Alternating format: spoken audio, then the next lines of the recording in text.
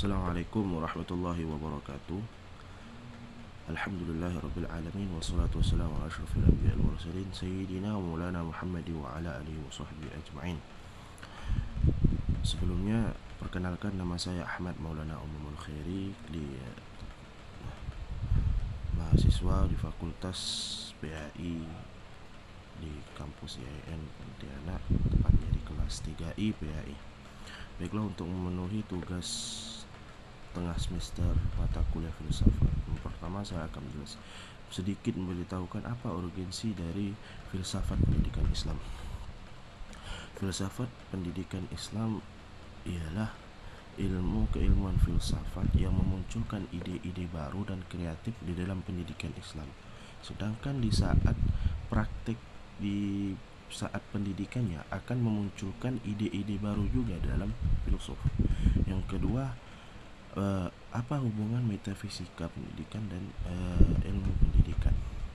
Metafisika adalah, kalau secara umumnya gambaran mendekati paham, adalah membahas sesuatu hal yang gaib.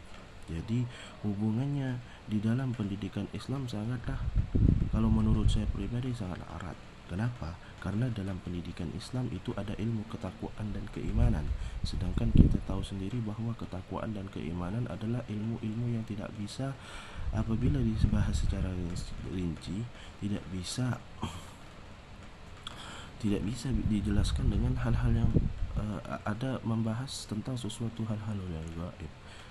Sifat Allah sendiri itu di dalam Islam adalah gaib, tidak nampak, tetapi kita harus meyakini bahwa Allah itu ada. Nah, yang ketiga adalah definisi ilmu menurut Syekh Naqib Al-Attas. Beliau mendefinisikan ilmu itu sangat deskriptif dengan premis bahwa ilmu itu datang karunia dari Allah, dan yang kedua adalah hasil dari ide-ide kreatif atau usaha-usaha manusia.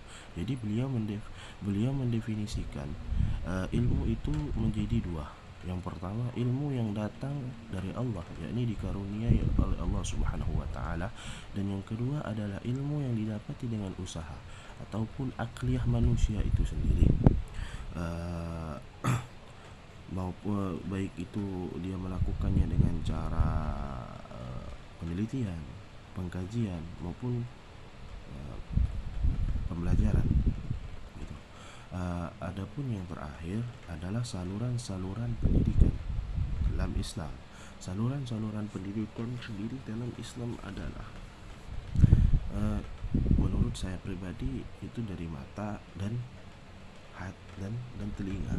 Mata dan telinga berfungsi untuk menangkap hal-hal yang kasat mata, tetapi saluran ini di dalam Islam tidaklah cukup. Ada dua saluran lain yang harus diikuti dan harus saling berkesinambungan, yakni otak dan hati. Otak untuk mengolah apa yang telah dilihat dan didengar oleh dilihat dan didengar oleh mata dan telinga, sedangkan hati akan memberikan petunjuk.